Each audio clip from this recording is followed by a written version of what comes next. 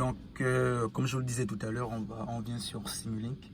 C'est le même système en fait que j'ai présenté sur MATLAB tout à l'heure. C'est vraiment le même correcteur en fait proportionnel intégral dérivé qu'on a réalisé ici sur Simulink. Donc, j'ai ici notre entrée échelon. Ici, j'ai le système simple sans feedback que je vais mettre tout à l'heure, mais on va déjà visualiser en fait la réponse du système avec cette fonction de transfert sans feedback. On a ici une fonction de transfert qui est différente de celle qu'on a mis sur MATLAB, mais j'aurais pu mettre la même. Donc je vais déjà lancer la simulation. Et ici on va visualiser la réponse. Vous voyez, le signal il part vraiment, voilà, il part en vrille en fait. Là il n'est vraiment pas normal. Et on va mettre le feedback pour voir en fait l'importance en fait du retour unitaire qui permet en fait d'avoir la réponse, l'entrée pour avoir en fait la réponse en sortie et essayer de corriger du mieux que possible le système. Donc on a le feedback, donc on a la réponse, le retour unitaire et on va voir, vous voyez que là par contre ce n'est plus la même chose. Là le système, voilà, il essaie de corriger en fait du mieux que possible, voilà la réponse et il essaie d'être autour de 1, vous voyez, il emmène du mieux qu'il peut. J'ai mis 20 secondes en fait voilà, pour qu'on s'arrête à 20, mais je pense que si on part plus loin, il va réduire au maximum en fait les ondulations que nous avons ici. Là c'est vraiment juste avec un retour unitaire. Je vais l'enlever et là directement je vais venir sur déjà ici, c'est le premier correcteur, c'était vraiment pour montrer toutes les étapes. Donc on a ici juste le correcteur proportionnel, lui va venir corriger en fait au niveau de la précision de la réponse. Alors je vais simuler. Et on va visualiser déjà juste le proportionnel. Donc le correcteur proportionnel. Vous voyez ici, ça c'est l'échelon qu'on a ici à l'entrée. Ça c'est notre échelon qui est 1. Et la réponse essaie de suivre en fait cet échelon.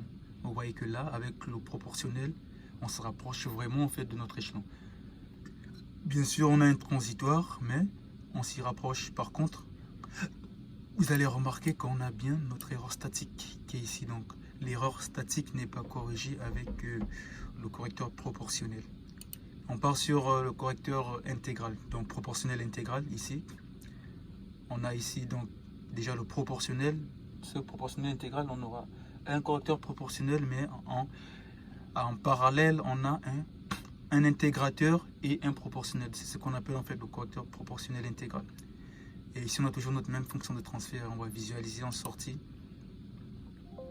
ce qu'on a avec le proportionnel intégral. Donc ici on a bien déjà la correction déjà de la précision et également de l'erreur statique. Vous voyez que l'on est à 1. Donc la réponse en fait du proportionnel intégral, il corrige l'erreur statique et il améliore la précision. Par contre on a toujours un transitoire, des pics qui sont assez importants. Niveau stabilité c'est pas le must en fait, voilà, c'est pas le meilleur. Donc par contre, là, la réponse se rapproche vraiment de notre entrée échelon. Et on peut visualiser déjà. Et on a le dernier ici, qui est le proportionnel intégral dérivé, donc le PID qu'on a fait sur MATLAB tout à l'heure. Et là, on a les 3 correcteurs qui sont vraiment intégrés à ce PID. Donc, on a déjà le dérivé qui s'y intègre et le proportionnel intégral qu'on avait déjà ici. Donc, on a vraiment les 3 correcteurs. Là j'ai mis un saturateur, je vais l'enlever parce que ça risque un peu de... Les gens vont se poser des questions, je pourrais le remettre plus tard. Hop là. Donc je vais lancer la simulation. Et là on a le PID qu'on pourra visualiser. Et là vous voyez le PID, déjà niveau stabilité il est vraiment bien. Donc on n'a pas vraiment un transitoire abrupt en fait.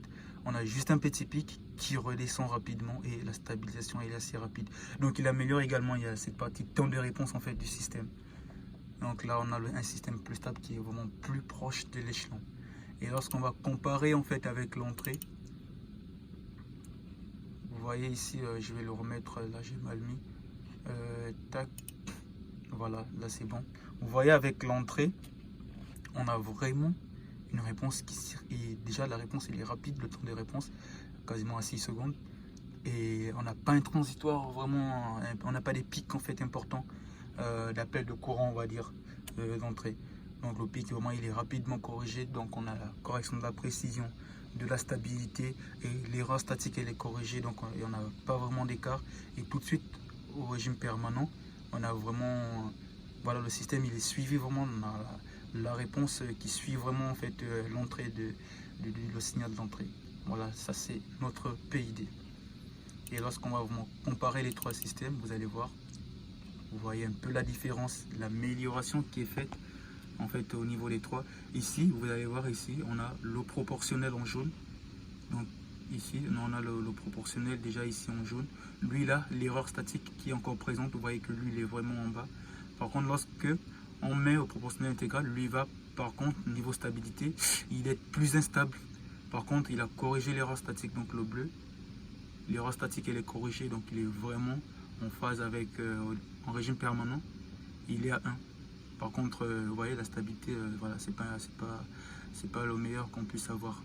Et le dernier, le PID, vous voyez que le PID, lui, vraiment, il corrige tout.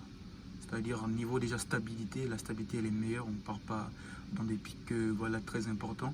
Et au niveau de l'erreur statique, elle est corrigée. Et rapidement, on atteint le régime permanent, on est à 1. Donc, il n'y a pas vraiment des pics significatifs comme les autres. Par contre, lorsqu'on a un PID, on va essayer vraiment de jouer sur ces trois coefficients.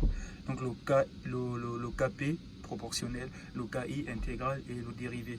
Pour vraiment jouer sur la précision, la stabilité et le temps de réponse en fait du système. C'est vraiment ça le PID.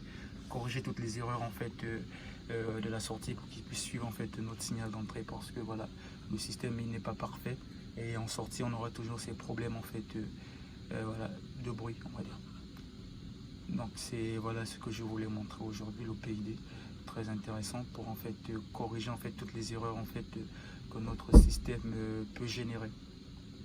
Donc vraiment la boucle en fait c'est l'entrée, le correcteur, la fonction de transfert, c'est lui qui représente le système, et on a le feedback qui va permettre de corriger, donc le correcteur en fonction du feedback qui va corriger en fait cette erreur et avoir en sortie un système voilà qu'on aura ici, le PID, qui est très proche en fait, qui est très proche de l'entrée échelon qu'on aura rentré.